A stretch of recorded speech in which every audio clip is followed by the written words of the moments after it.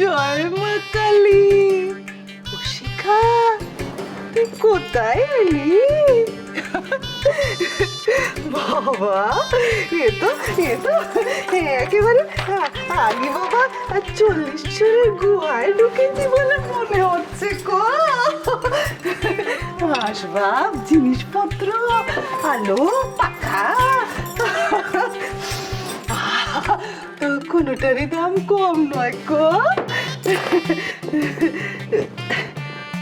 বাপরে বাপ, এই গেস্ট রুম যখন এরকম, তখন এবারের লোকজন তো সবকে থাকে গো। বাবা, খাটটাও তো বেশ খেতার। হ্যাঁ, একটু বসে দেখি। হ্যাঁ, ওরে বাবা,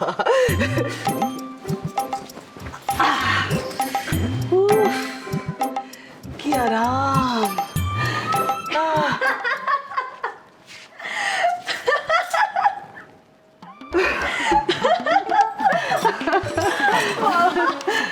সহ্য হলো না তো? কি করে হবে? তোর বাপ কি কোনোদিন এরকম গদনা গদিতে শুয়েছে গো আমায়? শোনো, তুমি এসবই এখন অভ্যেস করে নাও মা। পর থেকে তোমাকে এইসব গদিতেই শুতে হবে। শুতে তো হবে। কি আরাম রে মা, কি আরাম। আচ্ছা মা, শোনো শোনো, এদিকে তাকাও। এইসব আরাম পেতে গেলে না, এই বাড়ির কয়েকটা নিয়ম কানুন তোমাকে ফলো করতে হবে। নাম্বার 1, সাত সকালবেলা উঠে ঠাকুর ঘরে গিয়ে মিসেস ইন্দিরা চৌধুরীর একঘেয়ে প্রেয়ার শুনতে হবে। ঠিক আছে, সে না হয় শুনলাম। নাম্বার 2, সকাল বিকেল সব সময় সবার সাথে মিলেমিশে খেতে হবে। সে তো ঠিক আছে, কিন্তু হ্যাঁ রে, মাঝখানে খিদে টিদে পেলে খেতে দেবে তো? সে সব দেবে, কিন্তু মা এই সব এক্সাইটমেন্টে এটা ভুলে গেলে চলবে না যে তুমি অসুস্থ। সে তুই আমার উপরে ছেড়ে দে না। তা হ্যাঁ রে, ওলির খবরটা কি রে? ও সব ঠিকঠাক আছে তো?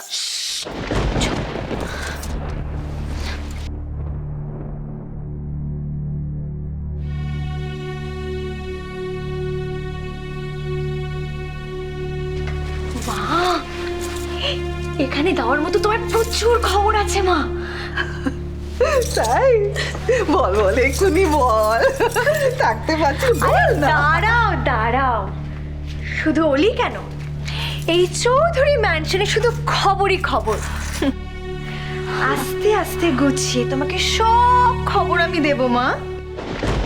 বলি, আমি একটা ট্রমার মধ্যে ছিলাম। তুই বিশ্বাস করে তিস্তাকে আমি ঠিক এই ব্যাপারে কিছু বলে উঠতে পারিনি। আমার ফোনটা তো একবার রিসিভ করতে পারতে। বলি, তুমি জানো না আমার মানসিক অবস্থাটা কি ছিল? বিশ্বাস করো, ওই ইনসিডেন্টের পর আমার মাথা ঠিক আর কাজ করছিল না। আর আমার কিরকম টেনশন হয়েছে সেই নিয়ে তোমার কোনো ধারণা আছে রাহুল? আমার ফোনটা একবার রিসিভ করে এটা তো জানাতে পারতে তুমি কেমন আছো। আরে ওলি, আমি তোমাকে ফোন করতে যাচ্ছিলাম, কিন্তু কি জানো, আমি ফোন করলে যদি তুমি আবার কোনো প্রবলেমের মধ্যে চলে আসো, সেই ভেবে আমি তোমাকে আর ফোন করিনি। তুমি জানো, সেদিন তোমার বাড়ি থেকে যাওয়ার সময় সাত্তকী আমাকে, হোপফুলি ব্যাপারটা এখন ঠিকঠাক আছে। ওলি, I just want two forget all those thing. আমি জাস্ট সব ভুলে যেতে চাই। আমি তোমার সাথে একবার মিট করতে চাই Oli. I just want to meet you once. Please Oli, তুই আমাকে টাইম প্লেস বলো, আমি পৌঁছে যাব। তিস্তা তোমাকে কিছু বলেনি রাহুল? ছোট মামার বাড়ি থেকে বেরোনোটা বন্ধ করে দিয়েছে। আমি তোমাকে না দেখে থাকতে পারছি না ওলি। হয় তুমি মিট করো, নাহলে আমি তোমার কাছে চলে আসছি। পাগলামো করো না রাহুল। এতদিন যখন দেখা না করে কথা না বলে থাকতে পেরেছো, তখন এখনো পারবে। যা বাবা, অভিমান তো আমার করার কথা। হ্যাঁ, আর তুমি উল্টে আমাকে। এই শোনো, তোমার বাড়ির লোকের আমাকে যেভাবে পিটিয়েছে না, আমার এখনো গায়ে ব্যথা রয়েছে।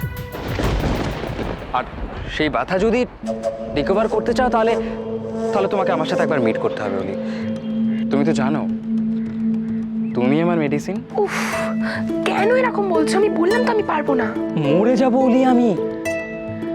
তুমি জানো তো তোমাকে ছাড়া আমি এক মুহূর্তে থাকতে পারি না। ঠিক আছে, তুমি যখন বলছো তাহলে তোমার সঙ্গে তোমার বাড়িতে আমি দেখা করতে যাবো না।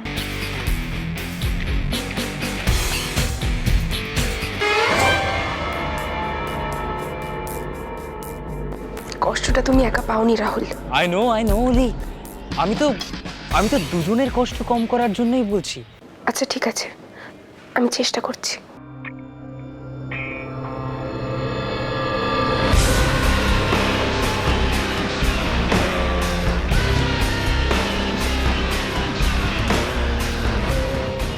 সরি, আমার জন্য তোমায় অনেকক্ষণ ওয়েট করতে হলো না। তোমার জন্য তুমি হোল ডে ওয়েট করতে রাজি আছি sweetheart. Oh, really? Yeah come. You naughty! দাঁড়া না, ছুঁচোয় ঢুকেছি যখন, তখন কত ছাদা করি শুধু দেখ। শুধু একটা কথা মাথায় রাখিস, কনক তালা বন্ধ হওয়ায় যত ফাঁক ফোকর তৈরি হয়েছে না, সেগুলো সব কিন্তু কাজে লাগাতে হবে। দূর, আমি যে কাজই করি না কেন কিছু না কিছু ফল্ট বের করবেই এই মহিলা। এবার করুক না, দেখি কত ক্ষমতা। হ্যাঁ রে, এখন তো তোর মা আছে রে তোর সাথে। কিন্তু মা, ওনাকে খুশি করার জন্য কি কাজ করি বলো তো? ও আর মন জুগিয়ে চলাটাই একটা বড় কাজ। আরেকটা কাজ হলো ওই কলকটাকে দিয়ে এমন এমন কাজ করাবি যে ওই চৌধুরী গিন্নি এবার তালা টালা নয়, ওই চৌধুরী গিন্নি একেবারে ঠালা দিয়ে কলকটাকে ঘর থেকে বার করে দেবে। সেসব তো ঠিক আছে, কিন্তু তার আগে তোমার এ বাড়িতে থেকে যাওয়ার ব্যবস্থাটা আমাকে পাকা করতে হবে।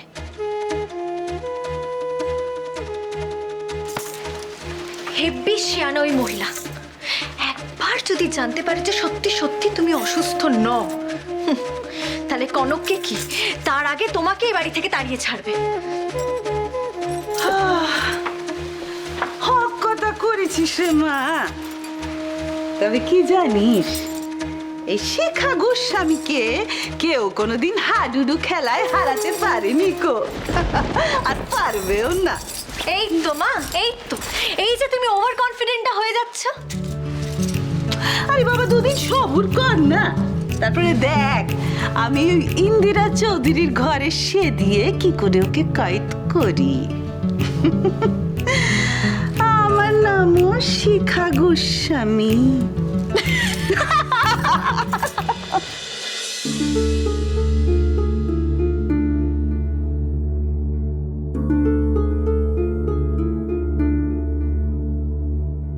তোমার কোনো সিদ্ধান্ত নিয়ে আমার কখনো কোনো সংশয় হয়নি ইন্দু, কিন্তু আজ হঠাৎ কেন এমন? মা, ও তো তখন থেকে এটা নিয়েই ভাবছে। তুমি শুধু শুধু চিন্তা করছো ইন্দু। একজন অসুস্থ মানুষ দুটো দিন এ বাড়িতে থাকবে, এটা নিয়ে এত কি আসবে যাবে বলো তো? আমি আপনাদের কি করে বোঝাবো মা? শনি ঢুকেছে এ বাড়িতে, ওর লোভ সবকিছু শেষ করে দিতে পারে। দেখ ছোট, সবাইকে তো তুই নিজের মতন করে পাবি না, সেটা সম্ভবও নয়। সম্ভব নয় বলেই মিসেস গোস্বামীকে আমি এ বাড়িতে ঢুকতে দিতে চাইনি দিদিভাই। কারণগুলো তুমি জানো, আমি তোমায় বলেছি। সেটা আমি বুঝি ছোট, কিন্তু একটা অসুস্থ মানুষের থেকে মুখ ফিরিয়ে নেওয়াটা কি ঠিক? তার উপর উনি তো আমাদের কুটুম। তাছাড়া দয়ানন্দবাবুও নাকি ওখানে নেই শুনলাম। সেটাই তো, এই অবস্থায় যদি আমরা ওনাকে বাড়ি পাঠিয়ে দিই, তাহলে মেয়ে দুটো আমাদেরকে পাথর ভাববে না, ভুল বুঝবে না? যদিও আমার মনে হয় না মিসেস গোস্বামী এমন কিছু অসুস্থ। ঠিক আছে, তোমাদের কথা শুনে তো আমি রেখেছি ওনাকে এখানে, কিন্তু আমি একটা কথা বলে দিচ্ছি দিদিভাই, ওনার জন্য যদি এই বাড়িতে কোনো রকম প্রবলেম হয়, তাহলে কিন্তু আমি আগে যেটা বলেছিলাম সেটাই করব।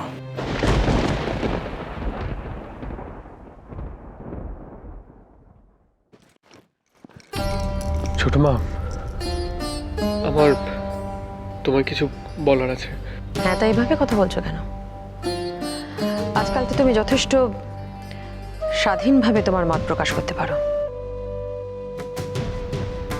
না মানে তুমি কি কনককে নিয়ে কোনো কথা বলবে? এসব নিয়ে অনেক কথা বলা হয়ে গেছে অলরেডি সাত্তকী। এ নিয়ে আমি এখন আর কোনো কথা বলতে চাই না। ছোট মা, কনক থাক সাত্তকী।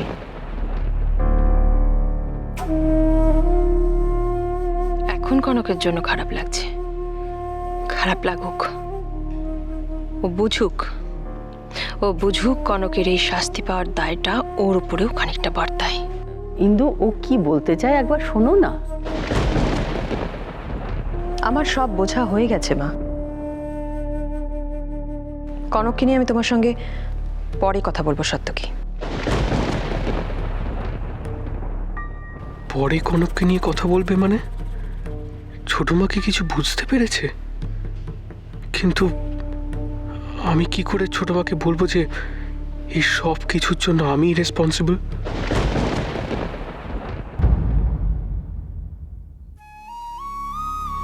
বৌরানি, খাবারটুকু খেয়ে নাও। খাবার?